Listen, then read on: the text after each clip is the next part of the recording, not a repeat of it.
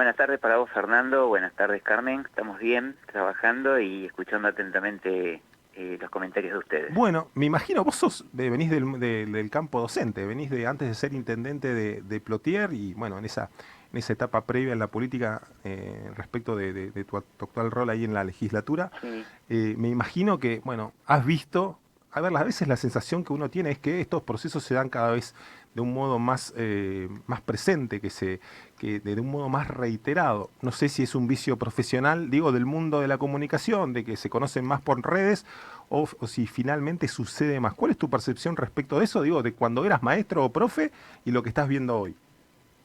yo empecé en el 23 del 3 del 83 y estuve casi 30 años en el ámbito docente.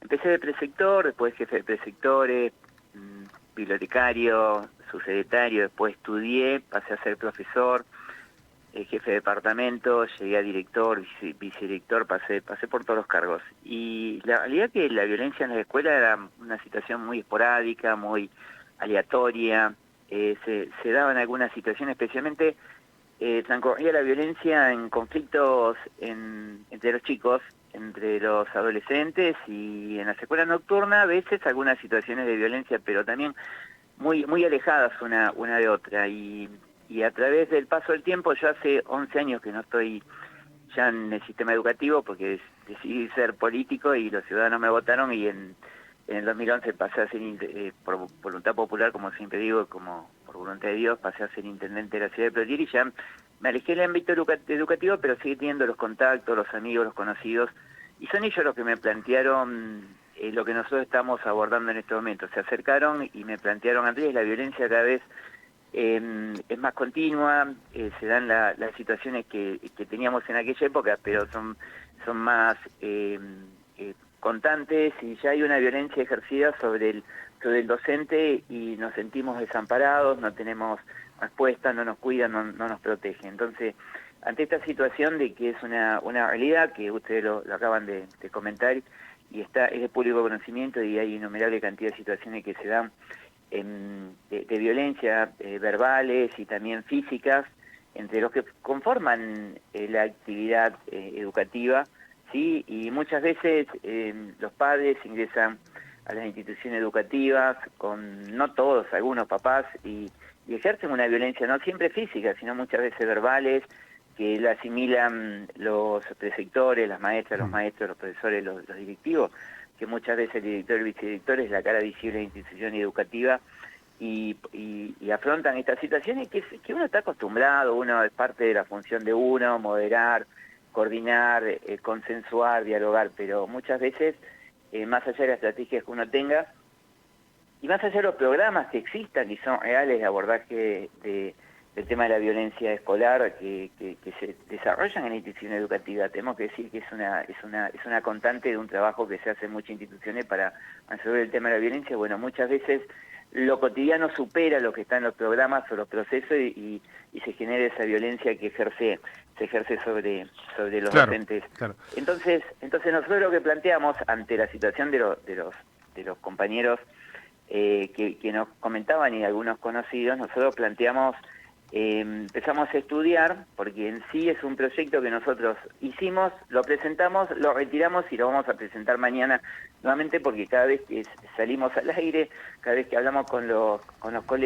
ex colegas, nos plantean ¿Alguna algunos avances o modificación? algunas Ujú. modificaciones. Entonces, hay dos leyes, yendo al hueso hay dos leyes, la 26 y 35, que tienen mucho tiempo ya, que define lo que es violencia escolar, ¿no? Entonces establece que en las instituciones educativas, a los efectos de la presente ley, se define como violencia escolar toda acción o conducta que conlleve maltrato, intimidación, acoso, discriminación, agresión entre niños, adolescentes y o adultos, ¿sí?, en establecimiento educativo.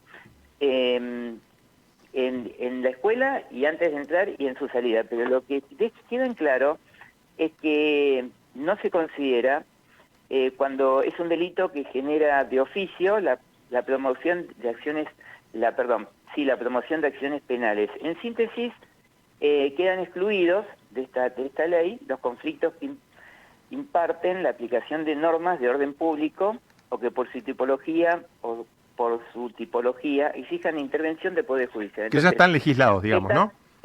Sí, está todo regulado, pero no se considera cuando hay un conflicto institucional de violencia que ejerce sobre el docente, no es violencia escolar.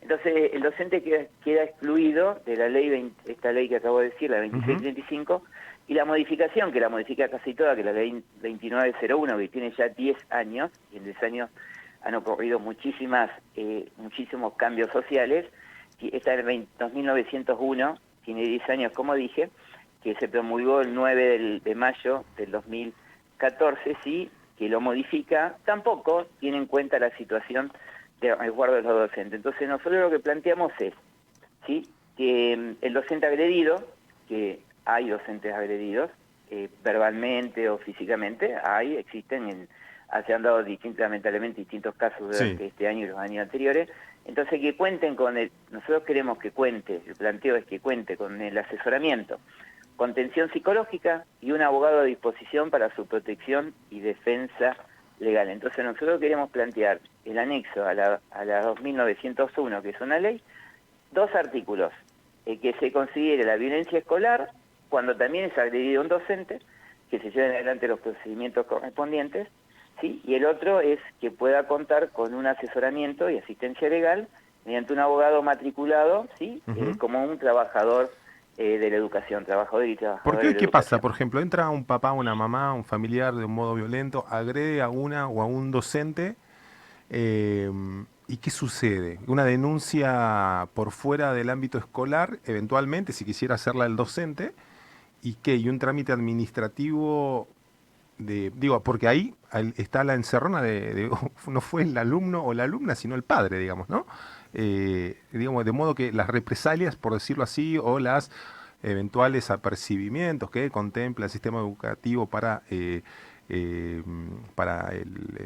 quienes son alumnos, digamos, quedan medio en un limbo, ¿no? Digamos, esa situación de los padres. ¿Cuál es el procedimiento habitual? Digo, queda medio en un limbo eso, ¿no? Cuando hay una agresión hacia un docente, el docente tiene que buscar el asesoramiento legal por fuera. ¿Sí? Nosotros lo que planteamos es que ese asesoramiento legal esté ya establecido en la ley, ¿sí? Y que el docente tenga resguardo. Y todos sepan, que sea el Estado, todos digamos, tengan ¿no? conocimiento, que sea el Estado, y todos tengan conocimiento que no se puede agredir arbitrariamente a un docente.